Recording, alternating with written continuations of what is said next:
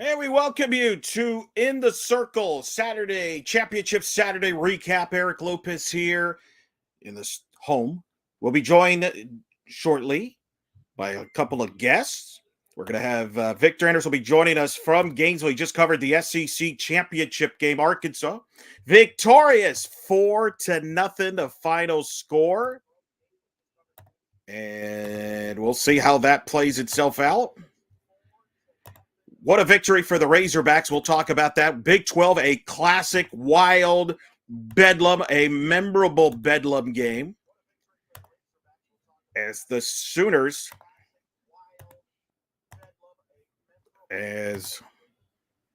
what a win. What a win for the Sooners, or the Cowgirls over Oklahoma. We'll talk about what that means momentarily for them. And we'll talk, obviously, the American UCF dominating USF 11-0 in 5 innings. What does that mean for them? And that's a big one. And, of course, Florida State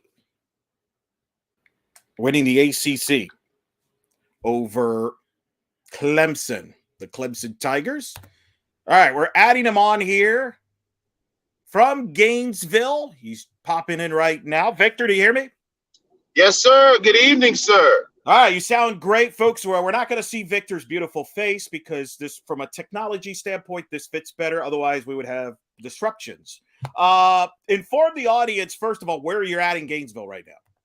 Well, I have just passed Ocala after going to our unofficial chicken sponsor, Bojangles. So what the sound that you hear is me patting the Bojangles in a passenger seat. Rub it in. If I could put a seatbelt around the goodness that I have to my immediate right, I would, but I won't. Not to further rub it into your face. As I tweeted before I went on the road, if I didn't go to Bojangles, then I officially go to Gainesville. It just wouldn't be right, quite frankly. No, it would not. It would not. It would not happen. It would be an injustice. All right, let's talk about what you saw. Because we're going to start with you. Obviously, Arkansas gets the shutout. Shanice Dells was phenomenal. Arkansas wins 4-0, shutting out Missouri in the SEC championship. Arkansas is now your SEC regular season and tournament title. Give me your perspective. You were there. Look, Shanice Dells is the real deal. She held Missouri to 2 hits, both of them by General Aid at the top of the order.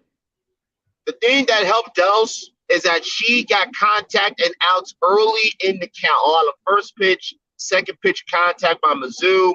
She kept them off balance, was really working low and outside to the righties. And the fact that Arkansas got the 2 runs early on really helped Dells, realizing that she could just pitch her game and realize that she had some room to work with. And a pitcher will always tell you, if you can go out to the circle with the lead the first or second time that you're going out there, it makes a world of difference in terms of your confidence, in terms of your mindset, and realizing that, hey, I don't have to worry about being so perfect on every pitch and every at-bat, realizing that I have the offense behind me. Look, Arkansas, they are clearly, to me, a top 4 seed. Well, we're going to get into that. We'll get into that. By the way, and I see comments and questions are already coming in. Keep them coming. You can ask them on the comments section as well. And you can even ask us on the Twitter, and, we'll answer those questions. This is not going to be the last time you're going to see us live, by the way, folks. We're the originals of this. This is how we do it. We're going to be on not once, but twice tomorrow live. Right, Victor? Yes, that's right. We're going to be live 12 noon tomorrow afternoon. Get all your questions answered about who's going to be the top 16, who's going to be out. Eric and I will take care of that. And meanwhile, at 6:30, Justin McLeod and I will be hosting the live stream. Eric will be covering things over from the UCF perspective. And we're going to have some guests. Hey, Eric, should we announce the guests now or should we wait until tomorrow's show? It's up to you, man. It's your show. You're the man. You're running the show. Well, let's do this. Let's announce the first guest that we're going to have. Gentlemen, that Mr. Lopez is going to be on speaking terms with or not speaking terms on Sunday evening, depending on how things go.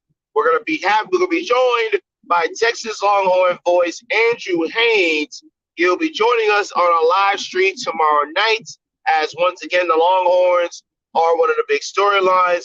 Will they host? Will they not host? That whole situation. We'll talk to Andrew Haynes. He will be on our live stream tomorrow evening, and then we will announce our other two guests on our social media and our live stream tomorrow afternoon. So we're going big game hunting on our selection Sunday, Mr. Lopez. I will be with UCF Sunday night. That's why I may or may not check in with on the show. We'll see how things go. We'll talk about that in a little bit. Depending on how things go. We'll talk about that a little bit, and I will take. We will get to your questions. I keep them coming, but I just want to, Victor. What was it like being in the press box? You had a good vantage point. You posted some photos as far as on In the Circle SB. What was it like being at the SEC tournament final here in Gainesville? Well, I tell you what. First of all, hats off to Herb Brooks, on-time SID for Florida. Had everything running smoothly and efficiently as usual. I was really surprised about how good of a crowd it was. I was talking to one of the ESPN crew workers on my way up to the press box once I got in, and I asked him how he thought the crowd was going to be. He thought it was going to be a good crowd, but it wasn't going to be the type of crowd that it would have had if Florida or Alabama or both had been in the championship game. But it was a nice contingent of Mizzou fans, a lot of Razorback fans. Some Florida fans did come in. You sitting there, you spots behind home plate. But I was really pleased with the crowd. It was a good energy, and the fact that they pulled that whole thing off. By the way, can we give a tip of the cap to Andrea Carter? She is going to be the next big star at ESPN within the next couple of years. Did you get to meet her? Did you get to meet her? Unfortunately, I did not. I did not. Who did you get to sit with? What was the media food like? Give me the nuts and bolts. Well, I did not see if they did have a spread. I was busy kind of doing my job, taking photos, and tweeting out things, and keeping a track of the whole situation with Oklahoma State, which I'm sure we'll talk about at some point during our show this evening. And keeping track of things going on in Division II. By the way, D2 Tuesday coming up Tuesday afternoon, 2 p.m. Shameless plug there. But correct. Yeah, by the way, we now know that I can't be on a D2 Tuesday because my phone doesn't work for Twitter Spaces. It's anti-Twitter Spaces, as we've learned today. So anyway, nobody cares. Nobody cares. But nobody cares about my problems. Look, I think Arkansas, to your point, they're top 4 good. How high the question will be, and I don't have now. We're going to break down the bracketology more in depth on tomorrow's preview show. Yes. We will touch on some of these topics tonight, but we will go because after we're done with this show, and Justin McLeod's going to join us in a little bit. After we're done with this show, I'm going to get to eat a quick snack of food, and then I'm going to get to work for the rest of the night and figure out where everybody's going. But I have an idea, but then there's some I don't have an idea. So, but I think Arkansas, if one of them is Arkansas is a top 4. Like the top 4 is a lock. It's Oklahoma. This is no order. Oklahoma, Florida State, Virginia Tech, Arkansas. Is that going to be the order? Perhaps. What's your opinion there on the top 4? I feel personally, I think it's Oklahoma, Virginia Tech, Arkansas, Florida State. The only reason why I go Arkansas over Florida State simply because you have to award the team that wins the strongest conference in America the regular season and the tournament championship. Now, Arkansas, remember, last year they shared the regular season championship. They were undisputed regular season champs this year, won the conference tournament this year. So I would give them 3. But if you put Florida State 3, Arkansas 4 tomorrow night, I wouldn't have that big of a gripe about it. For myself personally, I would go Oklahoma, Virginia Tech, Arkansas, Florida State. Nolan Carney chimes in. It was so excited at all the Gator games. The intensity was really great. It was really it looked good on TV. I covered it mostly virtually. You got to be there in the stadium there. Yeah, I think the top 4 is going to be interesting to see how that plays itself out. Oklahoma is still going to be the number 1 seed despite today, although, wow, to me, that's the story. That was the game of the day. The Big 12 final. I don't know if you were aware what happened with they lost the power on the broadcast. Yes, I was following along, and then Courtney Lau, future guest on the show, we're speaking that into existence, did an Instagram live and streamed the game through her Instagram feed until they got the power back on. So shout out to Courtney Lau for the quick thinking. So they did that for a while, and then, oh, by the way, Oklahoma State wins in extra innings to beat Oklahoma, win their first ever. That's a big, big one for Kenny Gajewski. I think that locks up a top 8 seed for Oklahoma State. No Jordy Ball. I'm not going to overreact to that. So, I think Coach Gasso knows this tournament really didn't mean much for Oklahoma. They were going to they had the 1 seed locked up. Give her some rest. Give Hope Troutwine some experience and Nicole May some reps. And, gear up because you're going to need them all come to postseason. But a heck of a win for Oklahoma State to win the Big 12. I think that locks up a top 8 seed. Fang Nai is asking the question, any chance for Florida State to grab the number 1 seed with their insane record against RPI top 25? I don't think they can get to 1. 1, no. I think the ceiling for Florida State is 2 because of I heard they run like 19 top 25 wins, which is the resume is good. And the resume is good. They won the ACC tournament. The question is, they did lose 2 out of 3 to Virginia Tech in the regular season. Does that matter to the committee? Virginia Tech has a very good resume as well. And now Arkansas has got a strong resume. I think it's wide open from 2 to 4. I'm probably going to be up at 5 in the morning when you get up, Vic, and still figuring that out. Because I think that's going to be this is going to be a hard tournament for the committee to seed from that standpoint. The top 4, and then as we'll get into 11 to 15 to 16 could be crazy. But, I think I think the ceiling for Florida State's a 2. I don't think they'll be any lower than a 4. I had them as a 3 going into this week, so I don't see them dropping. But again, can they move up to 2? I don't know. But I think that's I'll have to kind of figure that out. But they have a case to be a number 2 for sure. They certainly do. Certainly have a case. Arkansas has a case, to your point. Arkansas won the regular season and the tournament title, both in the SEC.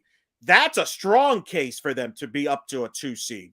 Whereas Florida State, and I wonder if because Florida State and Virginia Tech split basically, with Virginia Tech winning the regular season and FSU the tournament title, does the committee consider moving Arkansas to 2 and then Virginia Tech, FSU 3-4? But the bottom line is those should be your top 4 in some order. Absolutely. Those are the top 4. We know the order. We'll find out 7:00 on Sunday evening. Right. But that's to be the big 2 stories. Now, Missouri, Victor, is going to be an interesting story there too. Their run comes to an end. I was in the post game with Larissa Anderson. She was asked about possibly hosting, kind of towed the line, say, it's up to the committee and stuff. Just didn't want to get into it. Your thoughts on Missouri? A heck of a run. They beat Auburn. They beat Alabama. They beat Tennessee. They've been playing well down the stretch, but I'm pretty confident they're not going to be in the top 16 RPI. I don't know where they're going to land. I hope to get those numbers from the people I know later tonight. That's why. But remember this. No team outside the top 19 in the RPI has hosted as a 1 seed. Now, yes, you have a situation like Georgia and other schools in the past where they hosted as a 2 seed. But I'm talking about as far as being a national top 16 seed, it has not gone past the top 19 RPI. And that's important because Missouri was at 19 going into today. I don't think they will drop, but they're in the mix to host. And I think when you look at to me, the bubble for hosting will be a big storyline come Sunday night. You've got Washington, I think now has played themselves into a host bubble situation by losing 2 out of 3 at home to Arizona State. And after losing 2 out of 3 to Utah last week. So there's questions there. You have Texas, who loses in the semis to Oklahoma State. Mike White told everybody that he thought they should be number 1, but not the way you should be. No. And they limp down the stretch. me and our good friend Andrew, we were fine, by the way. Me and Andrew, listen, Victor, you know this. You're in the play-by-play club. We're going to fight for our teams, right? Of course. But you look at Texas, okay? And I got a lot of crap for this after the Oklahoma win, right? Oh, I teased them about celebrating and making it like the biggest win of the whole time. Well, you know what they since then, they had since beating Oklahoma. Since beating Oklahoma, they got swept by Oklahoma State. They won a midweek game against Houston. They swept Texas Tech, who fired their coach after that. And they went 2 out of 3 with Baylor, losing a game 17-3 at home by 2 touchdowns and an extra point. And then they come to the Big 12 tournament, beat Texas Tech, whose interim head coach was a director of ops, and the assistant interim coach was a former committee chairperson just a couple years ago in an SWA and Brandy Stewart. And they lose to Oklahoma State again. So my point is, that is not a good finish. I don't care how you can look at it. You could talk about, and they do have wins over Clemson. They have a win over Oklahoma, which is a big deal. However, Oklahoma State just beat Oklahoma. So now you can't even claim that you're the only team to beat Oklahoma. It's still a great win, but they are limping, Victor, and they've got questions. By my calculations, for them, that's 6 or 7 wins in the last 11 games, where 4 of them are against Texas Tech, who, I already told you their story. So Eric, I could honestly make the case Missouri maybe has the better overall resume than Texas. Well, they definitely have more top 50 wins. They're going to have more top 25 wins. They're on fire. The negative on them is they had a bad start to the year. They were kind of average for most of the year. They got hot, and that brings up the debate. Do you reward a team that gets hot at the end that finished 7th in the SEC, or do you go with the whole body of work? That remains to be seen. Texas does have a sweep over LSU. They have a win over Minnesota, etc. Then you also have Missouri, you have Washington, you have Texas, and then UCF. Of all the bubble team host teams this week, there was one team that did not lose a game. There was one team that won a conference championship. You know who that was, Victor? That would be the UCF Knights. That would be correct. They won over South Florida 11-0 in 5 innings. Run ruling the Bulls. They are regular season and tournament champions. They will be inside the top 16 RPI. In fact, they were 15 past Texas going into this morning. Before this morning's game, they were 15. We'll see if they can move up beyond that, because they're going to pick up a top 40 win against South Florida, which will likely give them about 14 top 50 wins. Nebraska won the Big Ten tournament, by the way. Shout out to our guest, Nate War, who probably is going to be asking us to come on every week now, because that's every time he's on the show, Nebraska wins. We need to find out what Nebraska's record is since we had Nate Rohr the first time on the podcast, because they have been a house of fire ever since we've had them on. Heck of a win. They beat Michigan in extra innings in East Lansing, probably denying Michigan of any chance to host possibilities. I think Michigan was kind of trying to sneak through the back door. But Nebraska, the reason I bring that up is they're the Big Ten tournament champions. UCF beat them in California, so they now have a win against the Big Ten tournament champion. They have a win against the ACC regular season champion in Virginia Tech. They have wins against Ole Miss, Georgia, etc., and they're now regular season and tournament titles. I've said this stat since 2008, no team with 10 wins or more against the top 50 and 3 wins or more against the top 25 has not hosted. Like, if you've reached those marks as a non-power 5, or as I like to call them, non-mainstream 5, because that's all the mainstream covers, is they get to host. So, in fact, if UCF, and again, I'll have the numbers by tomorrow, Sunday's show. If they have 14 top 50 wins, Victor, only the 2008 Houston team that was not in a major, quote, mainstream 5 conference had more wins against the top 50 that ended up in this of the 2008 teams that hosted.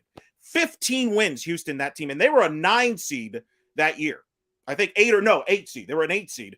So, to me, UCF should be, if this was a proper system, if this was any other sport, UCF would be a lock to host. But, But we all know it's not the case.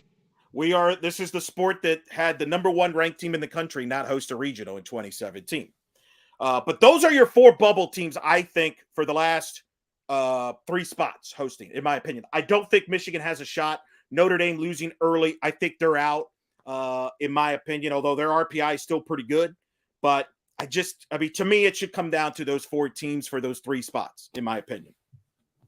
Do you agree with that? And I agree. So you have 13 locks for host, and Yes. you got those 4 teams battling for 3. So I would say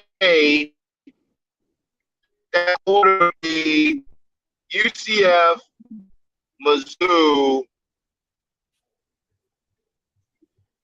Texas, and I'm kind of shrugging my shoulders. Well, you're getting choppy. You're getting choppy as you're announcing your picks here. Yeah. It's the internet connection. So I said UCF. Yeah. Yes, I got UCF, Mizzou, Texas. Question mark. It's like, I don't know. Are you? So you're not having Washington host? Washington. I got Washington. I have Washington possibly. I would say Washington to 15 because you don't want to have a repeat of Oklahoma, Washington Super from last year again, and then UCF be the 16. At least I try to be original with my seeding. So who do you have out? I have Texas out. Okay. I think Mizzou did enough. I think Mizzou did enough for the SEC tournament. I think Washington has a solid body of work, and I think you have to award. If this isn't the year, a team from a non-mainstream 5 conference with the resume that UCF has, winning the regular season and the tournament championship of a top 7 league, if you can host this year, then what the heck's the freaking point of them scheduling that stuff is in it? Yeah, I don't disagree. And I'll tell you, if UCF doesn't host, then I really think if you're a non-mainstream 5 team moving forward, that's not good. You're in trouble from a hosting standpoint. God.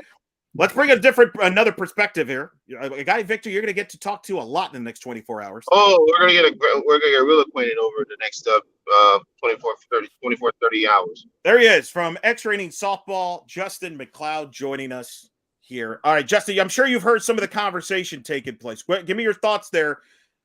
I think Missouri, did they do enough to host, make a late run here? You and I were at the press conference. I think we were both surprised Larissa Anderson not as confident as she was, say, yesterday or a day before. Now, in her defense, they just lost the SEC title game, so I wouldn't be, having been around a bunch of teams and coaches, when you lose, you kind of feel like you probably are not, you're not thinking positive, at least immediately right away. So let's cut her some defense on that. But you have Missouri, you got Texas, you got UCF, and you got Washington, who, to me, are the 4 teams vying for the last 3 host spots, not necessarily being seeded that way, but I think, to me, those are the question marks. I think everybody else is a lock to host.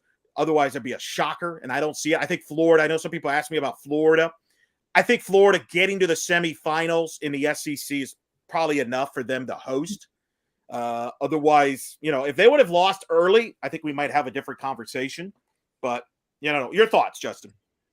I mean, no, I think I'm not a fan of Florida's schedule. I've said that plenty of times, but I do think they've done enough, especially in the SEC tournament. You make the semifinals, plus they're Florida, to host. And they had that win over Duke in the early part of the season, which, is obviously a very positive thing at this point. I actually also agree. I think those 4 teams are vying for those spots. I think Washington's one of those teams that's had so many hills and valleys. You start off the season red hot, 2 wins over Arkansas that have aged extremely well. Yeah. Even though Arkansas, was struggling a little bit to start the year, but still those wins aged really well. Then, Washington went up in Clearwater and then right back down. And then in conference play, they went down and then they went up and then they kind of closed going down again. So if you're the committee and you look at a Washington, and for the record, if Washington ends up at 16 this year, there needs to be no walkout because it's very fair. Just throw that out in the ether. But I think Washington's resume is so varied. It gets really interesting there. To your point about Missouri, yeah, you and I were both in the same press conference. We heard and saw the way and what Larissa Anderson said. And you're right. Given the situation, you can't read into it too much. But I think Larissa Anderson she's been around a while. She's intelligent. She's smart. She knows how these things work. Missouri had some serious downs to start the year. They had several weeks where, they were barely a top 25 team. And even then it was barely in some of the polls that, questionable, if you will. Then they got hot. And, making it to the SEC tournament championship game is a big deal, especially for a team that wasn't seeded, 1-2, much less somebody who was seeded where they end up at 7. But I think Larissa Anderson's been around long enough. She knows nothing's for sure, even in the SEC. Missouri's got some geography going for them in that Midwest. That's huge, though. In this thing, this is big, and Texas does as well. And that's yeah. That's the issue there. Now, Washington, the thing that I think is going to put them over the top to host, they have 2 wins against Arkansas, who are the SEC champions. They have a win against Oklahoma State, who's the Big 12 champions, and they have a win. They have a win against Arizona State, who's the Pac-12 champion. So that's pretty good. That's going to be hard to deny, right? That's going to be, and they're Washington. I just don't see them being left out. Although, I do wonder, are they considering doing, last year you had Oregon, Texas, which created a lot of storylines, and which I appreciated, and we appreciate as media people. Could we see a storyline develop here where we have Washington and UCF matchup, either in Orlando or Seattle? As you know, boys, Cindy Ball Malone was an assistant where? I believe that would be Washington. That's correct. And will be on Heather Tarr's staff this summer in the Team USA. Whitney Jones, player and assistant. Where did she play? Washington. Go with Washington. Yes, Vic muted himself because he did not want to deny him the dealer. I was hoping Vic would participate in the game, but that in my connection was kind of getting a little choppy, so I didn't want to interject. And, that's fair. I thought you just wanted to eat. You were taking a bite out of Bojangles for food you got. I can't do that while I'm driving. Y'all know that. Well, very responsible of you. I'm not saying that's going to happen, but if Washington doesn't host, for example, I could definitely see him coming to UCF in that regard. I'm not saying that's going to happen. And look, who's to say that, maybe, they don't send UCF to Florida if they don't host. Maybe they send them. If they don't send them to Florida or Florida State if they don't host, I could see Washington being that location for UCF. If they don't host, you're talking about a high 2 and a low 1. So right. That's yeah. So that could be in play here. Just keep that in your back pocket. Having said that, I think Washington will end up hosting. I just read that resume. I think UCF will host. I think this could come down to UCF. I think those 4 teams, but Missouri, Texas has a lot of holes there. Let me ask you both this question because this was brought up to me. It's been asked since yesterday. Mike White, we saw the incident that took place yesterday where he was ejected. Justin, you saw it live. You followed that story intensely. Explain to the audience what happened with Mike White that led to him flipping the bird, which he apologized right away after the game. He was reprimanded by the Big 12. First, explain what happened, Justin, for the audience that may have missed that because they may be watching other games. The short version, so Oklahoma State, Texas, semifinal of the Big 12 tournament. Bottom of the first inning, Oklahoma State's the home team. Oklahoma State challenges 2 separate plays, and both plays result in, after review, runs scoring for Oklahoma State. So the second play was runners on second and third with an out and fly ball to center field, sack fly, runner on third tagged, runner on second did not. So it became an issue of because the throw came from center field home goes back to second base for the force out on the runner who didn't tag. It became a timing play. What happened first, the runner scoring or the force out at second? And then it just escalated from there, and Mike White gets tossed and claps at the umpire and then flips the bird and then apologizes for flipping the bird.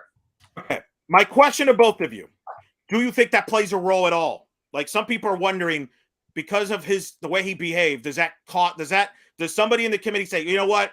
No, he ain't hosting. If it's close, you're buying into any of that? No, because Mike White's Mike White. Mike White may not have ever flipped the bird to an umpire before, but Mike White's character hasn't changed. Like, I'm not saying the guy is a terrible person by any means. Truth be told, I don't think flipping the bird makes you a terrible person, just to be clear on this thing that will Well, trust me, you haven't seen me and Vic do it off the air many a time. We've done it plenty of times. Aaron's more than me. I'm more of a colorful language individual. I mean, but that's the thing to me. I mean, yeah, is it shocking? Is it sensational? Sure. But Mike White's Mike White. There are people who love Mike White. There are people who don't love Mike White. It's black and white, very little gray. And I just think I don't think the sensationalism of him flipping the bird on the umpire, for which he issued 2 separate apologies. Do with it what you will, but 2 apologies is still 2 apologies. I just don't see that playing a factor. Texas is on that brink, but there's other things that I feel like can make that determination. Sure, somebody in the committee room might find it distasteful, might feel like they're rewarding him who just did this horrible thing. I mean, I don't know. I don't think it's a horrible thing, but I'm casting a scene here. But I don't see it playing a factor in the actual seeding process, because there's other things that can do that. And if it comes down to you have to go down to which coach has or has not flipped the bird on an umpire, we have other issues. I'm just asking. People ask me. Victor, quick thought. No, I don't. It doesn't have. It shouldn't have It shouldn't have a direct correlation if Texas hosts or not. It should be decided on what Texas has done on the field, and Texas does have the resume like a Washington, like a Mizzou, like a UCF. I agree. I think the bigger issue is losing 17-3 to Baylor, losing to Florida Gulf Coast, more than flipping a bird. Mike White didn't flip the bird to Baylor, so no, Baylor flipped it to him. Pretty much. I want to get to some of the questions. We got a ton of questions and comments, so let me get some of the fans. Now, there's a lot of OU fans, I could tell, and they're not happy and they're concerned, boys. Can they win the national title? They're concerned about Jordy Ball, who did not pitch this weekend. Patty Gasso said she wanted to rest her. Not 100%. She says she's expected good to go next week. I personally don't have a problem with that. Oklahoma had nothing to gain from this weekend. They were going to be the 1 seed. Hope Trotwine got a lot of innings, Nicole May stuff. But are any of you concerned about the Oklahoma pitching behind Jordy Ball? Victor? All right, all right, your signal's bad, Victor. RELAX. Oh, all right. I think thank you. He was doing the relax Aaron Rodgers, so I take that as a no from Victor. Justin? Give me the question again. Are you concerned about Oklahoma's pitching into the postseason, especially if Jordy Ball is not 100%? No more than I was at the start of the year. That's not saying a lot, because I think Troutwine and Nicole May are very good pitchers. I don't think they are both great pitchers. Here's the question from Steve B. I don't think OU can win a World Series without Jordy Ball. Am I overreacting? What's your guys' thoughts? Nothing against Hope and May, but Jordy's the ace of the staff. I don't think we disagree with that, but I got to take Coach Gasso in her word. I'm assuming she'll be ready to go for next week, and let's be real. They don't need, depending on what they'll get for a regional, they're not going to need Jordy Ball in the first game either. So, I don't expect her to pitch that. I agree with the second part of that. I don't necessarily agree with the first part. I think they can win the World Series without Jordy Ball. I think it becomes far more of a crapshoot. Like, you get Jordy Ball in there, that's the favorite. Everybody's going to pick OU.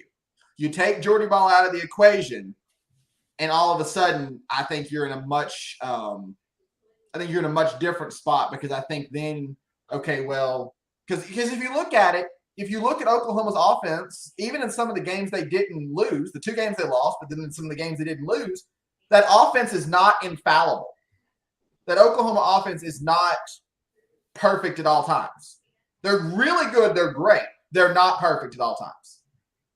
And if you take Jordy Ball out of the equation, Troutwine and May are very good pitchers, but Troutwine and May are not World Series headlining pitchers. That's when you get into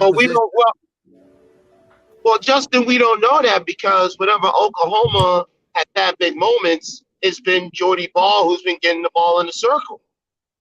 I'm sure they're capable of it, but we haven't seen them in those particular high-pressure situations. Well, but the thing is, if you look at let's say, you take who we figure, just take 8 teams and who you're going to put in the World Series. take Jordy Ball out of the equation, and you put Troutwine and Nicole May, put them individually, put them together, however you want to do it, but you put them up there, and you put Kelly Maxwell, and you put Kat Sandercock, and you put Shanice Dells, and whoever else you want to put up there. Not everybody's going to pick Troutwine and May individually or together, and a lot of people are not going to pick Troutwine and May as the best pitching options. I mean, if I'm being honest, you take Jordy Ball out of the equation strictly from a pitching perspective, I'll take Maxwell, Ellis, and Day over Troutwine and May 5 out of the 7 days of the week without having to think about it. And the other 2 days, I might want one of them. I might take Delson half over Troutwine and May. Like, it's a very different ball game if you take Ball out of the equation. But keep in mind, Oklahoma has an offense that could. There's more room for error. Would you right? Like, there's a lot room for error. Let's not. We're. But look at the games that they've lost, and some of the games they haven't lost, and that offense doesn't show up. I don't disagree. They're not. I don't think there's as dynamic as last year. But I tell you, Victor, with Oklahoma's officially reached Alabama football level, where if they lose, the sky's falling. There you go. That's what I've been saying. That's what I've been saying. I think they're going to be okay. Okay, it's okay. Put it this way: without Jordy Ball, they're not the overwhelming World Series favorites in my mind. We'll see how it goes. All right, Sherwin Brown chimes in. I think UCF hosts now that Texas is not the only team to beat Oklahoma, and UCF has the head-to-head advantage over them as well. UCF beat Texas in Clearwater in a wild game, 15-10. I know Texas people will say, well, we're a different team now. Are you? So is UCF. Are you a different team, though? Because, Justin, correct me if I'm wrong, I still see a lot of the stupid mistakes that Texas does from time to time on the field, like they did in that game in Clearwater. In fact, Kenny Gajewski in Oklahoma State took them to school with small ball. They didn't know how to handle Oklahoma State's bunting. I'm not as convinced that Texas is that much better. I think they are better. They have a great offense. Pitching depth is a question, and I still question that defense for Texas. I mean, Haley Dulcini has settled in as the ace. Yes, that's the big upgrade. But she's a lot better now than before. Yeah. Nobody has settled in behind her in the circle. And some of them who were starting to have regressed a little bit. Yes. And I said this at the beginning of the year. I'm going to say it now. Texas's roster, their roster is a World Series roster. But as we stand right now, it is a World Series roster that is underperforming to the hilt. Because if you look at the talent in the circle, and you look at what they've got defensively and offensively, the Longhorns should be easy World Series team. Well, and that was my point I made when they beat Oklahoma, and everybody got on my case about it, Victor, but they're capable of beating Oklahoma. I agree with Justin. I picked them to get to the World Series. But the frustrating thing with Texas is they can beat Oklahoma, but then they can also lose 17-3 to Baylor, and they can lose to Florida Gulf Coast. That's, to me, they're just not consistent. I don't know which Texas team I'm getting on a day-to-day basis, and I'm sure they're frustrated over there, too. Okay, so I got a question for the two of you then. Yeah. What's the most likely scenario? Texas makes it to Oklahoma City, or Texas does not make it out of regionals? What's the draw? Because that's everything. And that's the question, right? So let's say Texas host, but they're the 16 seed. Yeah, they'll probably win the regional. They ain't beating Oklahoma 2 out of 3. But if Texas is a road team somewhere else, and the path is not to Norman, but to someone else, yeah, they can make it to the World Series. That's the thing. They're capable. This team has been 1 win away from the World Series the last 2 postseasons we had. They're capable of turning it on. That's a really good coach. He knows what he's doing when he's not flipping the bird. You beat me to saying it. I mean, but they're capable. Like, look, whether Texas hosts or not, they're gonna be. No one's gonna want to see Texas in their draw. That's a tough team. My frustration with them is they're not consistent enough. I'm sure the fans feel that way, and I feel like, and again, you beat Oklahoma. That's awesome. My issue with them at the time was, yes, you celebrate that, but you got a lot of softball to go. Take advantage of that. And they didn't. They didn't improve on that. They could have easily gone on a run and say, hey, we're here. But they didn't. That's all. Yeah, I mean, that's true. I mean, very valid point. And they might look. They still got a lot of things in their favor to host. They got a bunch of Texas teams that can bust, and they're Texas. We know this. If Texas hosts, you know where those games are going to air. I'm going to leave it at that. That's all I'm going to say. Yeah. You know what I mean? Other comments here. Can't wait for Selection Sunday. Yep. Steve B says, yep, UCF should host. Questions. Northwestern dropping to Michigan might drop them to 13 to 16 range. Thoughts on that? That's interesting. The Big Ten tournament, obviously, Nebraska wins the tournament. Michigan loses. How concerned are you guys about Northwestern going in here? They got run-ruled by Minnesota twice last week. They lose in the semis to Michigan. Granted, in their defense, it was in East Lansing, and they were literally an out away from winning it against Michigan and being in the final. But I don't think they're a top 8 seed. I know that. And I think they're going to get a stacked regional. Like, I think there's a good chance they're going to get either a Kentucky type or a Notre Dame type there in Evanston. I mean, that sounds reasonable to me, because the thing is, Northwestern is likely it is the only Big Ten host. So we know they're going to host. But the way they've played down the stretch, especially in the last couple of weekends, including dropping to Michigan there in the Big Ten tournament, has not cast the most hopeful look at them as a host candidate. Because if you think about it, early part of the year, they were pretty good, had some good games, good wins, dropped a couple of games, probably should have dropped. I think back to Texas Tech at the Nutter. They played them tight the first time, won, played them tight the second time, lost. They being Northwestern, 2 tight games, Texas Tech. But it's a good resume. But again, if you think about it, they haven't even, I think they finished the regular season at 48 games, 49. So you're even talking about a few fewer games than some of these other teams, which doesn't make a huge difference, but it does make a difference a little bit, resume-wise. You did really well in conference until the end. You pretty much dominated the Big Ten until right at the end, and then you lost to the tournament. And, they're going to host, confident in that, but I'm also confident, like you say, Eric, that they're going to get a tough draw. I think they may even get a tough 3 seed, just because there's enough teams to go around, and Northwestern they've not done enough to say, hey, send us 1 tough team, don't send us 2. Like, that's not an actual metric, but I think Northwestern's kind of in a position where load the regional, kind of like Kentucky last year, the regional that Northwestern played in. Some teams kind of so-so, we'll throw them all together and see who's so-so on the right weekend. Victor, quick thought. If you remember, gentlemen, when Northwestern last hosted, I believe Drake was in their region and Georgia was a 2. Don't be surprised if you see something similar, like maybe on Missouri State, if they don't travel to Columbia and Missouri host. Wait, the Missouri State? You mean Missouri? You mean Missouri? No, I'm talking about if Missouri doesn't host, Missouri State could be in Evanston with Northwestern and Northwestern. Oh, yeah. I agree. I agree with that. I agree. That's another option. If Missouri doesn't host, you're right. They could go to Evanston. No, they're absolutely correct on that deal. So those are some of the questions seating-wise there. Another storyline that played out today. Arizona loses 2 out of 3 to Stanford. They lose today to the Cardinal.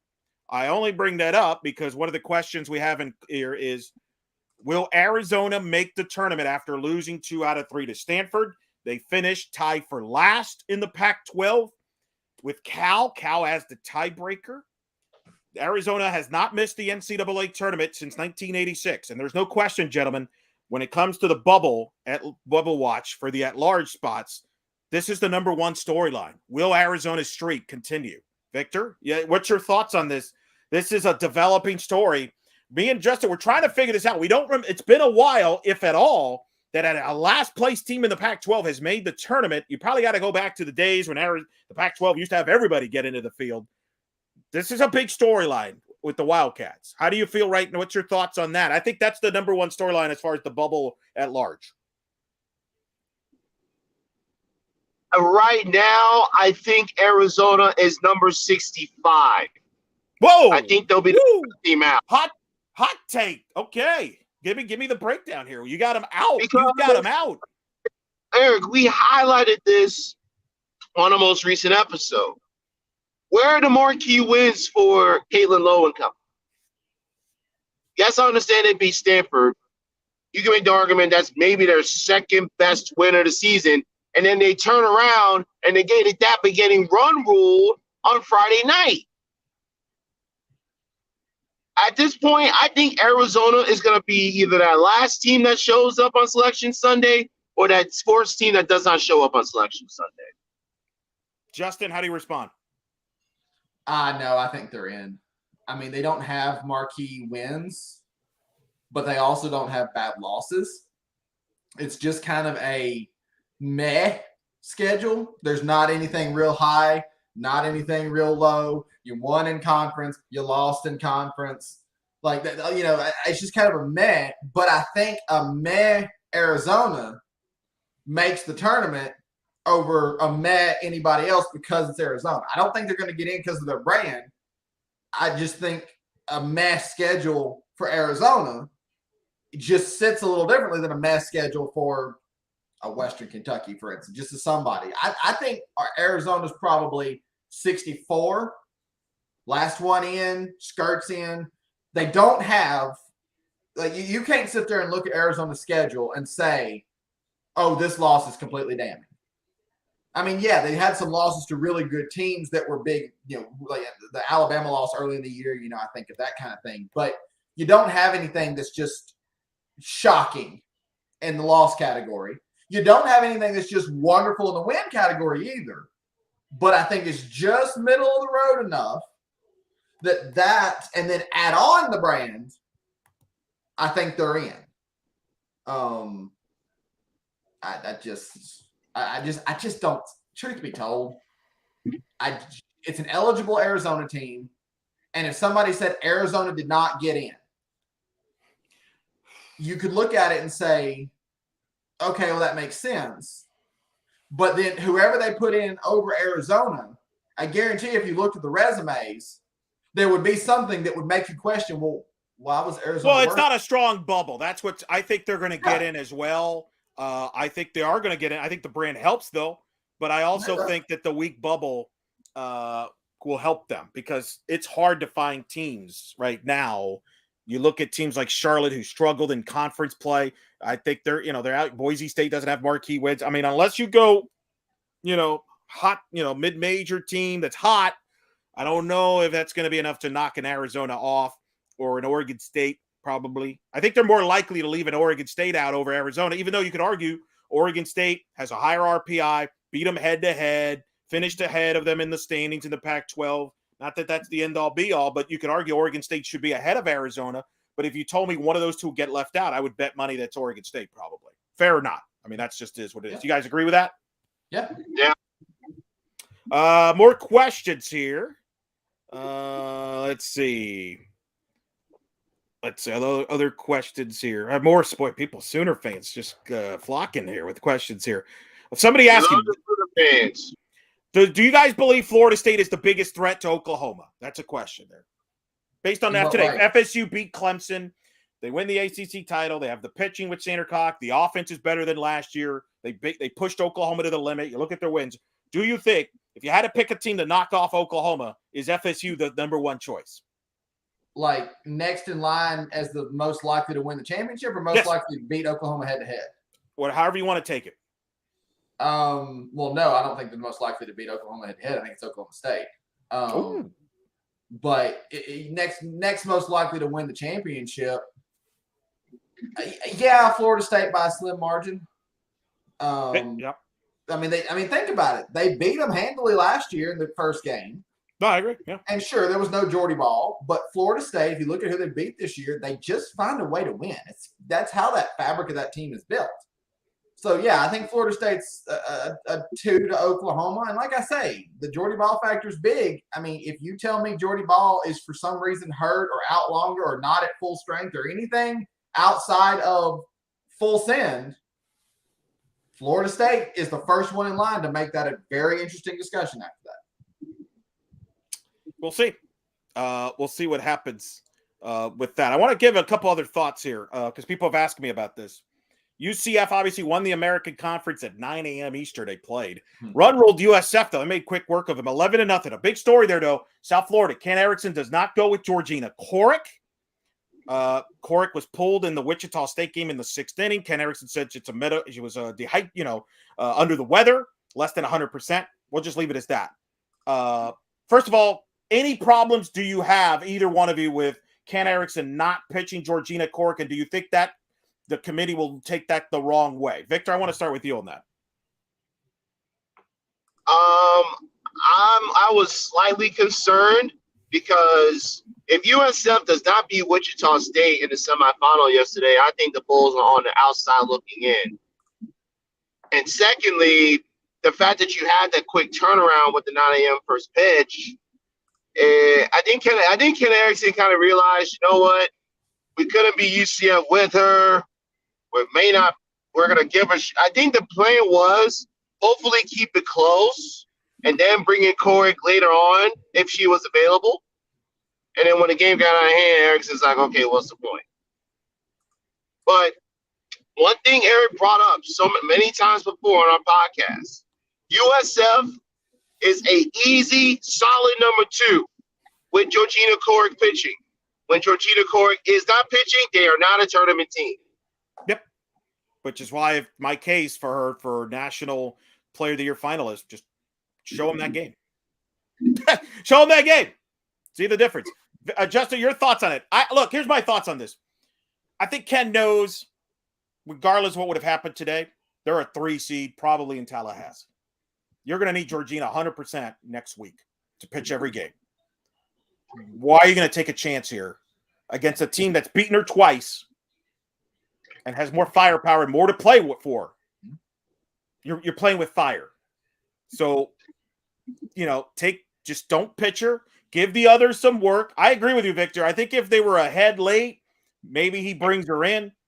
But I think he played it unconservative. I think he feels he's in because he got to the final and they beat Wichita State 3 out of 4. And I think I would agree with him. I mean, the Americans not going to, they're going to get at least 2. I think there'll be a 3-bid league. I think he feels they're in. It's not going to change. Your thoughts, Justin? I think leaving Corrick out of that game is the smartest thing Ken Erickson could have done. I don't think Corrick pitching in that game against UCF makes a single ounce of a difference, because the win over Wichita yesterday in the semifinals, I think that made the statement South Florida needed in case they needed a final tournament push. I think Ken Erickson knew South Florida, his team, could beat Wichita State because they did it twice in the regular season. I think Ken Erickson also knew that UCF had swept his team in the regular season, including beating Corrick twice, that UCF's looking at a possible hosting bid, and that UCF's got a lot of firepower. Wichita had a lot of firepower, and South Florida beat him.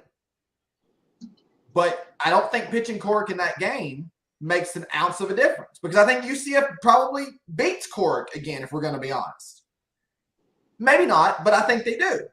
Well, then you've negated the benefit of the Wichita win, and all of a sudden, if you're on the bubble, which they are, then the committee's sitting there and says, well, they beat Wichita, but they lost to UCF. Like it's you got to weigh those. Well, right now, all it is they beat Wichita again, and yeah, they lost to UCF, but there was no Corrick in, so it's okay that they got run with. You've made your case better despite losing the way you did by not pitching Corrick, because the loss to UCF is discounted. If you lose to UCF with Corrick, then it's weighed with the Wichita thing. And plus, if Corrick's under the weather, she's more valuable to South Florida than Ball is to Oklahoma. If she's under the weather, if she's not 100%, yep, you put her in a friggin' bubble if you have to. That's the term I would use. That's what he did. I think she's a top 3 finalist for Play of the Year. Victor, I've been consistent on this on Corrick, haven't we? We've been on this train for a while. You have. And I mean, the evidence there. Now let's talk about UCF, because they took care of business. All right. Because, I think everybody was waiting. Everybody was waiting to see if they get knocked down. And hey, there's the door to gun, not going to host, They got battled with Houston. Savannah Adams with the 2-run homer in the 8th inning to win 4-2. And then they smoked South Florida on ESPN2 on a telecast that they were so good that the broadcasters didn't even know who the left fielder was. But, oh, man. I hope it's my cousins will never hear the end of it from Night Nation. Yeah. That being said, Shannon Doherty, monster game, 3-run homer. That's big. Jada Cody, Victor, breaks Stephanie Best's record and I thought it was fitting, a 3-run homer. Yeah. I mean, you know Steph very well. You covered her that year. 2003, Stephanie Best, 66 RBIs in 03. I thought it was fitting that Cody breaks the record with a 3-run homer to left field up in the Greenville, North Carolina area, which I'm sure is not that far away from Fort Mills, South Carolina, which Steph was from. In fact, I'll probably have to map quest that. Maybe you too, Justin. You're going to help me with distance here later tonight when I do my bracketology. But your thoughts on that? Cody, now the record holder at 69 RBIs. She was the tournament MVP in the American, and the Knights take care of business. The biggest blowout history of the war on I-4 took place in the American title game, and I think that's a heck of a way for UCF to send a statement to the committee and everybody that they should host. Jada Cody put an exclamation point on one of, if not the greatest offensive season in UCF softball history. And Eric, between you and I, we've seen pretty much all the history of UCF softball. I want to ask you, you have, and you believe it or not, you actually have a better perspective than I do on this because you've seen both in person play. Now, I saw Best play as a student, but as I always joke with her, and you know this because you were broadcasting the games, I actually never saw her swing a bat because they walked her all the time when I watched her play. So you watched her entire career. I've obviously watched Cody, but you've seen a lot of Cody too. So I'm really interested in your perspective on that because if you look at the UCF record books, you could argue that Steph has 3 to 4 of maybe the top going into this year. You know, her 4 years, you could argue she had 3 of the top 5 seasons any player's ever had. But Jada Cody now is in that category. So I'm curious. Expand on your thoughts on that. Because you look at the batting average, you look at the on base, and also Cody's doing it primarily as a catcher. That's the first team called conference as a catcher with Gianna Mancha. To your point, has also played though third base, left field. But so she's a versatile. That's exactly that adds on to my point. While Steph usually just plays shortstop and does some, maybe if she needed to do some DP to get some time off, you do that. Cody's doing it from 3 different positions. So you take all of that into account and consideration, that gives even more emphasis on what Cody has done this particular year. And also, Cody's done it in fewer games to break the record than Steph did in 2003. Yeah. I agree. She should have been a top 25 finalist in my thoughts. She better be an All-American. Better be an All-American. Or it's not going to be pretty, folks. As Stephen A. Smith once said about Kevin Durant, Victor. You don't want to make an enemy out of me? Yeah. That's pretty bad. That's pretty good. So, yeah, that's the thoughts there on that one. Kama Woodall, Justin, a heck of a story. Pitched at East Carolina for 2 years. Was at NC State prior to that. Courtney Oliver parts ways with East Carolina. Is now at Houston. Coaching change. Kama Woodall says, I just don't want to be part of a rebuild. I don't want to be part of a coaching change. So she enters the portal, goes to UCF. She nearly knocked off UCF last year in the American Conference quarterfinals to the point where it impressed Coach Balmo. So when Woodall was on the transfer portal, Coach Balmo, reached out, they contacted, and that's been a perfect marriage. And I think that UCF is not in this position without Kama Woodall. She has filled that hole. Last year there was Aaliyah White, Gianna Mancha. This year it's been Gianna Mancha and Kama Woodall. Woodall has made this team special. If you'd have told me before the year that, hey, this could be a tournament team, yes, I do. I did not expect them to be conference title, yes, could be in the mix, but to win the regular season and the tournament title and be in the conversation to host, being a top 16 seed, I didn't think that was possible because of Aaliyah White's departure in particular, among other people. But Kama Woodall has been an incredible, if you did a transfer of the year award, she's at the top of that list. She's on the list. Yeah. There you go. I mean, I'm picky about such things because I have that list. So. Oh, he does. Of course you do. Why? Of course you do. I don't have a list like you do, so I apologize. That list is on that wall over there. That's list number 127. No, I mean that's the thing. That's part of what's made UCF so good this year and put them in this conversation, like we're talking about, not for a tournament bubble, but for the hosting bubble, is good teams, great teams in this day and age in softball. You have to have two pitchers who you can count on. Now, they don't both have to be Jordy Ball, but you have to have two pitchers, or they don't both have to be Cat Osterman if we want to go historical and not use a current person. But you got to have two that you can rely on. Number one, to get you through 3-game series, to get to different looks, reliable looks against teams who maybe are hitting one, maybe get a different look with the other. You got to have two reliable pitchers, and they have that. Like that's the thing. Pretty impressive for UCF. A heck of a year by them, and we'll see if they host. I think they will. If they don't host, that is going to go down as a big time snub. And somebody's not going to be happy to see UCF in their bracket. I like that comment right there, too. I think you forgot about a certain Dels, Shanice about the whole transfer of the year thing. She's been pretty good. Did you like the comment I said that I watched her entire career? Because I did. I watched her at Tulsa. I didn't mention Tulsa because I didn't know if that would get what kind of reaction that would get. Shanice Dels, though, Victor, you're right. That would be the transfer of the year. SEC pitcher of the year. I mean, she was good at Eric, yeah. I can make the argument she's not the most impactful transfer on her own team. Oh boy. Look at what KB Sides to come into Arkansas and in her only player of the year, Justin. Victor can't see me, but I have a very bewildered look on my face. I love it. All right, go ahead. I want you to. This is a preview for you guys. You're going to do tomorrow night. Is that the Clemson going to super regional look Justin gave me when I made that prediction 1 year ago? It's pretty close. Okay, fair enough. I just needed a reference point. I just needed a reference point. I think Courtney Deifel's happy with your two choices, by the way, for the record. Oh, she's like, thank you. I'm not going to take anything away from KB Sides, and Arkansas is not as good as they are without that table setter this year. But without Shanice Dels, Arkansas is not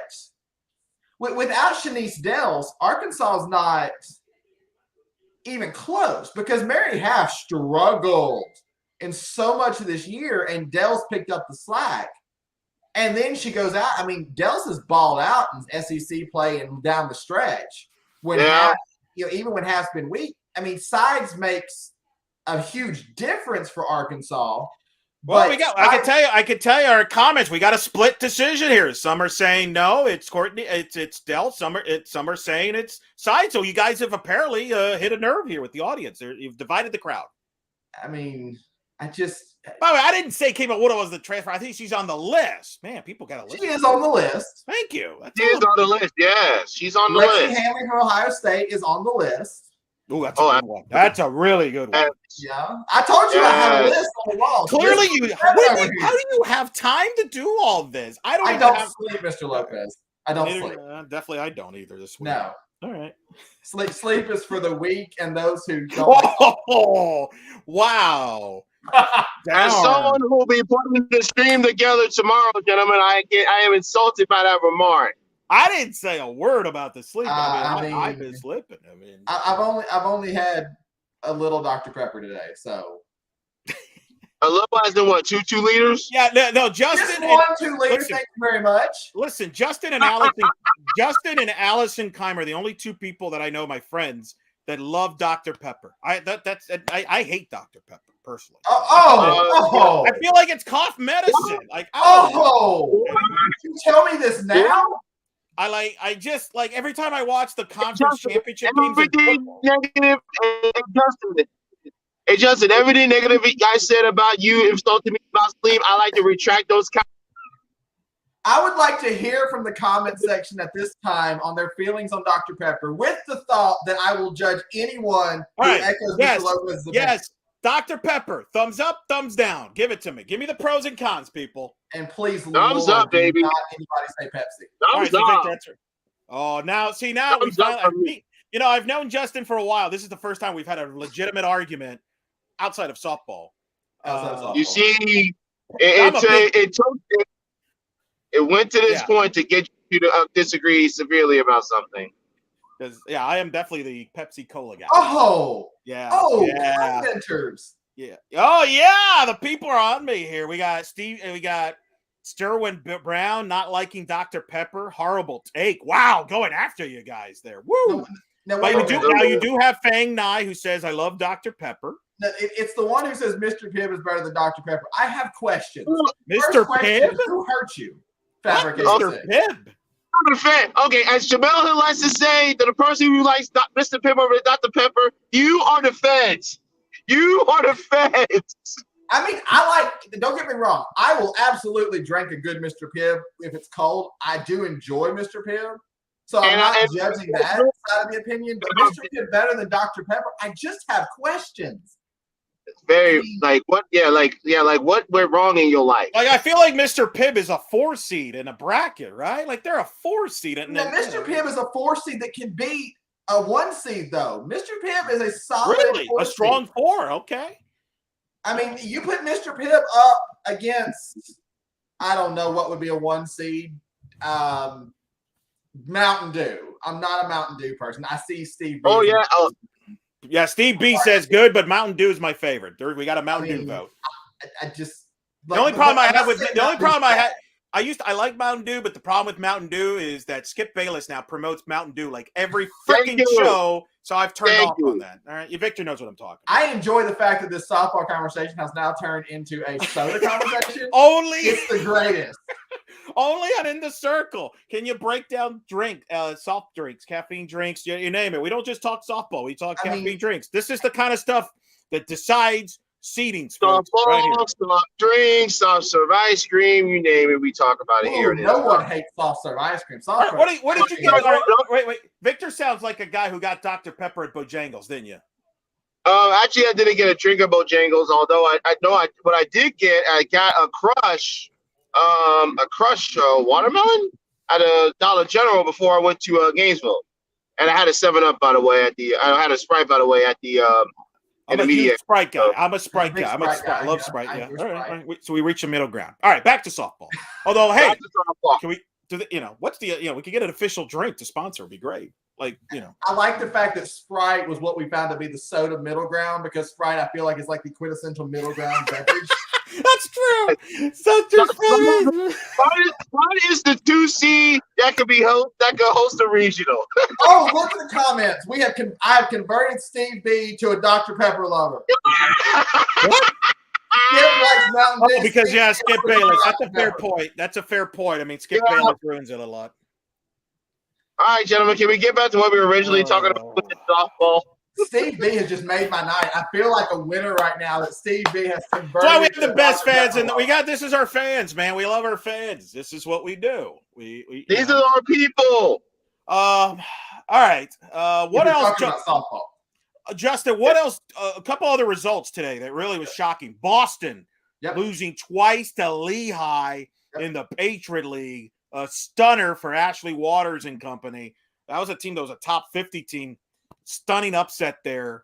What other results kind of stick out to you from today? Boston definitely took me by surprise. I mean, that means Lehigh beat Boston University 4 times in 8 days. Like, Boston had not lost a game in Patriot League play until they played Lehigh, and they lose, and then the tournament, and they lose again. Like, it's just – I hate it for Boston. I think Boston's actually a quality team, but Lehigh had their number, and boy, did they have their number. Surprising results. I was not surprised by Arkansas. I was not surprised by Florida State. I'm kind of going down the list. The Cajuns beat Texas State in the Sun Belt title. No, but a heck of an effort by Jessica Mullins. I was impressed by how North Texas won Conference USA. Ruled Western Kentucky, and that's significant because Western Kentucky's on the bubble, but they were ruled. Does that, that's not a really good taste in your mouth if you're a bubble, committee from that standpoint. And they ran the table in the tournament against some good teams, and a tournament that was actually stacked with some good teams. I will say this. Okay, you want to talk about one that surprised me? It was the SoCon with Chattanooga upsetting UNC Greensboro. I mean, Chattanooga went into the 7th inning down 7-2 against a very powerful hitting UNC Greensboro team. And in the 7th inning, kid comes up, has hit 1 home run, Reagan Armour, I think her name was. 3-run shot, bam, gone. 7-5 ball game. A couple batters later, Kaylee Phillips comes up. 2-run shot, ties the ball game. We go to 8 innings. 8th inning, Chattanooga's the away team. Ends up 2 solo shots, including a 3rd home run of the day from Reagan Armour. Only time in a SoCon tournament game a kid's hit 3 home runs, she does it. It gives Chattanooga, they were down 7-2. You thought, okay, we probably go into the if game. Whoever wins, whatever. And Chattanooga just straight up beat them. It wasn't quite Al Michaels, I can't believe what I've just seen territory, but as I'm sitting there watching the SoCon game, knowing what a powerful team UNC Greensboro is, right? And they're up 5 runs in the 7th inning. Normally, when you're up 5 runs in the 7th inning, you're gonna win the ball game, especially when you're in an elimination game and you're getting ready to force a game where your opponent's back's against the wall too. Normally, that situation, 7-2, 7th inning, you're okay. Well, UNC Greensboro was not okay. And Greensboro had a great year. They had a really wonderful year. And then Chattanooga had a great weekend. By the way, Victor, have you been driving this whole time? Yes, I have. Okay, good. I was just thinking, wow, what a jerk. Is he sitting parked somewhere and we just forgot? I am literally back in Orlando and about 15 minutes away from my apartment. So it's safe to say we're helping you through this drive, is what you're saying. Yes, you are. All right, I feel better. Not only are we softball experts, we are wonderful people, good-hearted, genuine humans. Good technology by you, by the way, because you sound great doing all throughout this whole drive. I learned today, Justin, I can't do Twitter Spaces. We tried to do one on the and Victor knows this, and it just my phone doesn't cooperate with whatever Twitter says. See, I knew that about myself already, so I've not tried. Smart. Stay away. Don't do it. I'm barely good at Twitter in general, much less new Twitter. The smart people do it live for the people here on the StreamYard here on the YouTube channel. Questions about last 4 in, first 4 out. I don't want to go. We're going to go into more on that on Sunday. What time, Victor? Sunday we're on? 12 noon Eastern, 9 a.m. Pacific. Have your Sunday brunch. Have your Sunday best on. I might have a mimosa while we're on the air. Caffeine. Well, we already discussed drinks. That's what beverages. We decided that, but that's where we're going to go more in depth on the last 4 in, first 4 out. I don't want to go into it now because again, as soon as we're done, I'm going to eat, food, and I'm going to, and then we got a long night ahead of us, folks. A lot of work. So I don't want to say something because if I say something now, I have an idea of things based on I've been following it closely. Like Arizona is in the bubble. They're either going to be a last 4 in or a first 4 out. I think the same is for Oregon State. Utah stays eligible with the win today, but I think they're out, for example. Western Kentucky's on the bubble. Charlotte. Charlotte. Charlotte. That's a bummer. Just a moment of silence. People are asking me this in all seriousness. Texas A&M. Is there any reason, if you're any chance the Aggies don't make the tournament? No. They have 2 wins over Alabama. I think one over Arkansas. I think they get in, but would it surprise me if they miss the tournament? No. They're a bubble team, is my point, from the SEC. That's the only one, really. And I kind of agree. I think they're in, but just saying, that's a bubble team. Minnesota, Wisconsin, that's an interesting dynamic. Minnesota got hot here at the end. Not a great overall record, but a strong schedule. I'll have to look at the final numbers where that ends up being. So we'll see what happens with that. Wisconsin kind of struggled towards the end. They're a bubble team. Boise State out of the Mountain West. Can the Mountain West get 2 bids? Can Conference USA get 2 bids? Victor, we talked all about the A-Sun, but unfortunately Liberty was not messing around and took care of business, beat North Florida in the A-Sun final, so that's going to be a 1-bid league. In fact, Vic is speechless over the A-Sun there. So that just took you. I understand. We were hoping. I think he's just mad because he had Central Arkansas as his sleeper, and I had UNF, and UNF went further. So maybe that's it. Well, there he is back. that There you I go. was hoping. Well, that I was hoping that UNF, if they won 2 straight over Liberty, but Dr. Don Richardson must have heard my comments and said, we're going to make that a non-issue. Yeah. Big to win there in Jacksonville for the tournament. So, from a mid-major standpoint, I think the American, I think, will be a 3-bid league with UCF, South Florida, Wichita State. I think the big question is, can Conference USA sneak in a second team? Probably Western Kentucky, although there are still people out there that think Charlotte should get in. So that sounds like a good thing to discuss on Sunday morning. That is. We'll get into that. Can the Mountain West maybe be a 2-bid league? So those are some of the things we'll discuss noon Eastern time. No, we want Vic to be safe. Trust me, if he doesn't talk, it's because he's busy driving. So that's a good note. Give me your final thoughts from the day, Victor. Your thoughts from the day. You got to be in Gainesville for the SEC final, and obviously you saw what was going on across the country. Your thoughts overall on the day. We know less than what we knew 2 weeks ago. And when we get to Selection Sunday, there's going to be something that happens that all of us are not going to see coming, and we're going to shake our heads and go, why? And we're going to try and explain all of that for you tomorrow afternoon. Yeah, it's going to keep me up all night. Justin? I think the bubble stays in the same buoyancy that it's been. I think it's still a really interesting bubble, but I think we saw some teams show strength at a time when they needed to. I think Oklahoma State, I think even Arkansas.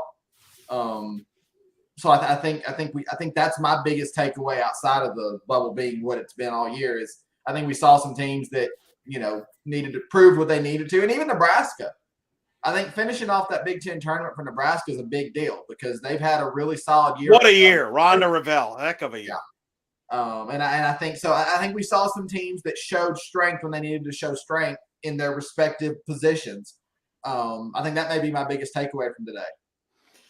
Heck of a win for Nebraska. Nate Rohr will want to be a guest on every show because when he's on, Nebraska goes on a run. Congrats to them. Well deserved. Oklahoma State. Heck of a Kenny Gajewski, by the way. Mm-hmm. I mean, I don't remember the last time somebody beat Oklahoma in a Big 12 title game. I mean, I don't care who pitched. That's impressive. I think they're a top 8 seed. There. Congrats to Arkansas. What a job Courtney Deifel's done. She's tired of hearing about it, but it's true. I mean, they were a bottom SEC program when she took over. And now they're at the top of the sport, and unbelievable. Courtney Deifel's the next. She's the next star in coaching. Like she's there next, now. Yeah, I was gonna say. I think she's now. You've got Patty Gasso, you've got Tim Walton, you've got a handful. Yeah, 2 SEC championships in a row, regular season and tournament this year. I mean, Courtney Deifel's there. I think when you talk about star coaches, I mean, there's a lot, but you're right. But let's be honest. No other coach in recent memory has made that kind of a build for a program to literally go from the gutter to a 4-story mansion. Like that's the image. Right. Yeah. Because that's what she did. I mean, that's just how it is. No, I agree. No, that's a fair. And I think Kenny Gajewski's on that list too, though, Justin, because Oklahoma State was struggling at the bottom when he took over, and now they're a national title contender. I mean, he's got himself a 3-story mansion there. 3-story mansion. Wow. I'm big on imagery here. We're going with the imagery.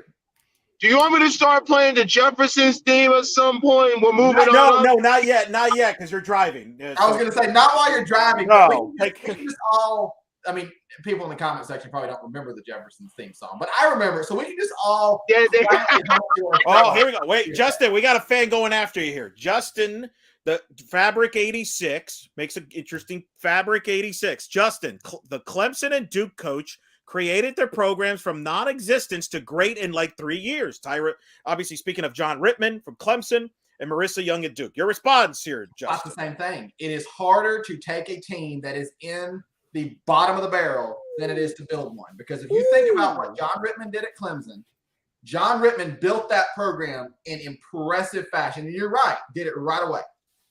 But the thing is, John Rittman, in building that program, you can, and part of it is a lot of it is how you build it. Because if you're selling Clemson, John Rittman can go in there. Hey, I'm a coach who took teams to the postseason, to the World Series, won the Pac-12. We've got a stadium being built from scratch. Look at how cool it is. Look at how much they're investing. Hey, Marissa Guimbarda, you should come to Clemson and help us be great. Hey, Valerie Cagle, you should come to Clemson and be our star. Duke. Hey, look, this is Duke here. We want you on a scholarship to come to Duke, et cetera, et cetera. To go into a program like Arkansas, that, for the record, is a hard sell to begin with. If you've ever been to Fayetteville, it can be a hard sell just in its surface unless you get into it. But you have to literally sell coaches, recruits, existing players, transfers, and then you have to do the other side of it and get the administration to give you the backing you need. And you have to do it all at once. And you have to do it right. And selling somebody on, hey, Clemson's creating a program. This is what they're investing from the jump and everything like that. To, hey, we won one game in conference last year. I'm here now. Buy into what we want to do. And then you go out the next year and you win one game because the team is still bad. To sell that, to build that, like put it this way, which one's easier?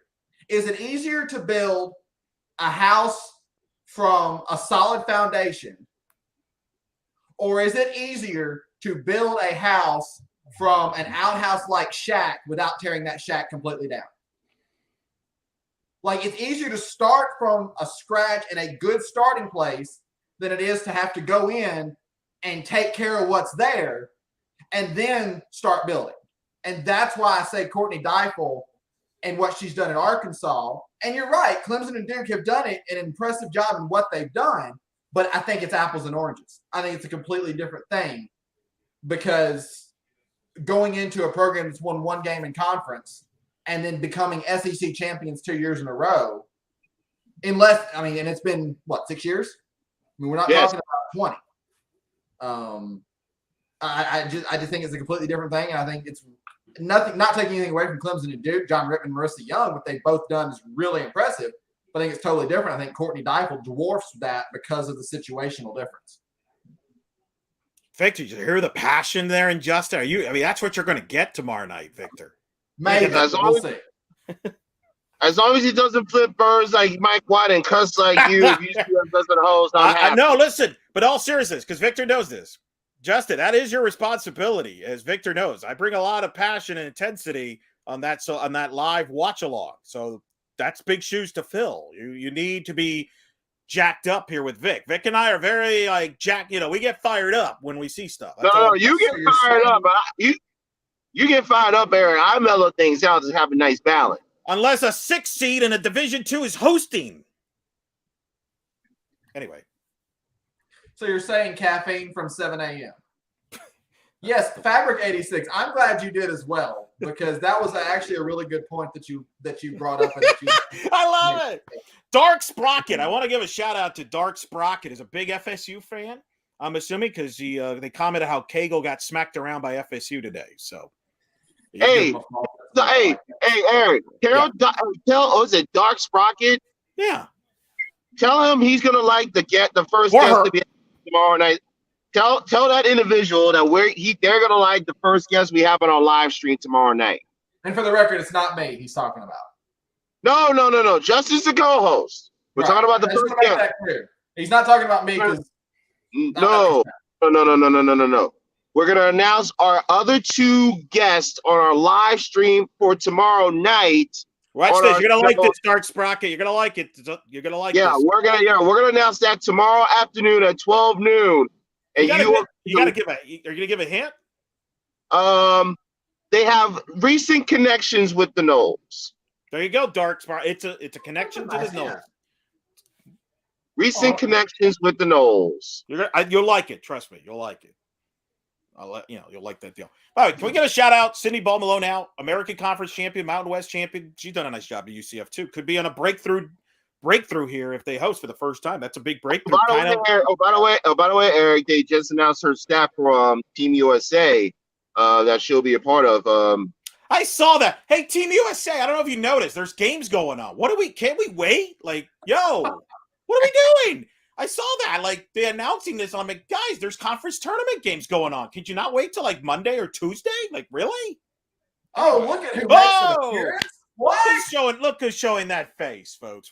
Because I have just parked in front of my apartment before the show was over. That was my goal, is to be back home before the show came to a close, and lo and behold, I've arrived. I gotta tell you, I feel so good right now because I was gonna go with Victor, the SEC title game. Some family stuff I'm taking care of. Everything okay. And it turns out it was the best decision because UCF wins the conference title game, but I got to do all this UCF content stuff right afterwards. Like, by the time I was done, Victor was already like, I don't know, Cala or Gainesville. By the time I was done, like, I called you and like, oh, yeah, I was like, oh crap, he's already there. So you're right. That kind of worked out very well. You got to be. The best part about it is, fellas, it's 9:30 Eastern, 8:30 Central. How lucky are you? You got the fastest SEC game of the week. I felt like, oh my god, like earliest too, if we're going to be honest. But still, that game was over. Like, what time was that game over? 7? About 6:50. My God, it was an actual normal softball game. It didn't go 3 hours. Imagine that. Well, hell said the SEC pitcher of the year only do 68 pitches to have a complete game, Picasso-like masterpiece, and give Arkansas their first tournament title. Unbelievable. That's incredible. That was a fast game. I'm thinking, because I remember we were discussing our options. I'm like, man, it's going to be a late night. You know, SEC game will be late. No, not right. Nope. That's unbelievable. All right, we're going to wrap it up here. Yeah, everybody's been awesome. We'll keep, again, Victor, tell them again about Sunday. This is very important, Sunday. So it's Sunday, 12 noon. Eric and I will be live. We may have guests, we may not. Who knows? Justin might actually pop in. He's probably going to pop in as well. He's got a couple coaches he's going to interview and all that. He's got a big add to the board list, but he'll join us as well. List number 22 over here has to go up tomorrow morning. Yeah, list number 22.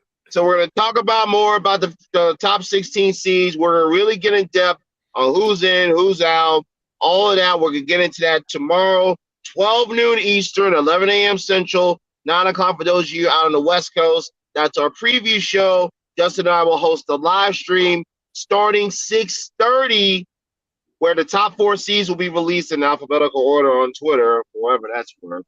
And then you're going to get Nick, I need to write that down. That's 5:30 Central Time, Justin. 6:30 Eastern. That's kind of important. Yeah. Eastern Time. Or Victor, you're gonna stay on him on that. Stay on him on that, Vic. 6:30 Eastern, 5:30 Central. Okay. Follow our social media if you don't know what that means, if you have to have a reminder. So that would be 17:30 Central Time. 17:30 military. That's no. That's gonna be 18:30 military time in the East. 18:30 military time in the Central. All right, I got you. And Justin, you got to plug. There's a reason you're going to be on there on that show. We're going to break down my bracket, which you could find extrainningsoftball.com brackets for free Sunday morning. Yeah. Send your hate. Yeah, you can send all your hate to me. All right, cool.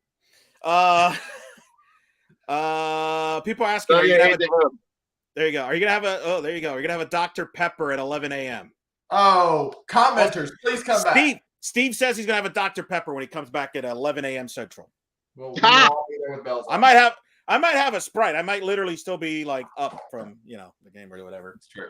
All right, boys. I'll have some form of caffeine on me when we go live tomorrow. There you go. All right, that's Justin McLeod, Extra Innings Softball. Make sure to follow him, Victor Anderson. I'm Eric Lopez. We thank you for joining us on this special edition Championship Saturday recap. Congrats to all the conference champions.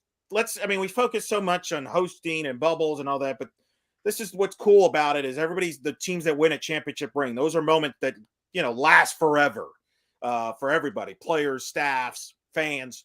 Don't take that for granted. Victor, you were there tonight with Arkansas. That was a special moment for that program. And, UCF, a big moment. All these Oklahoma State, the celebration, the emotion there. What a day.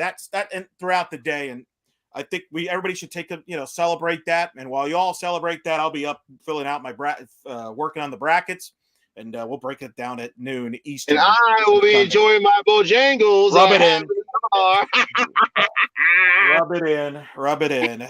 So for Victor, for Justin, I'm Eric Lopez. We hope you've enjoyed this live edition of In the Circle Saturday, Championship Saturday. Good night, Canada. Free Brittany Grinder.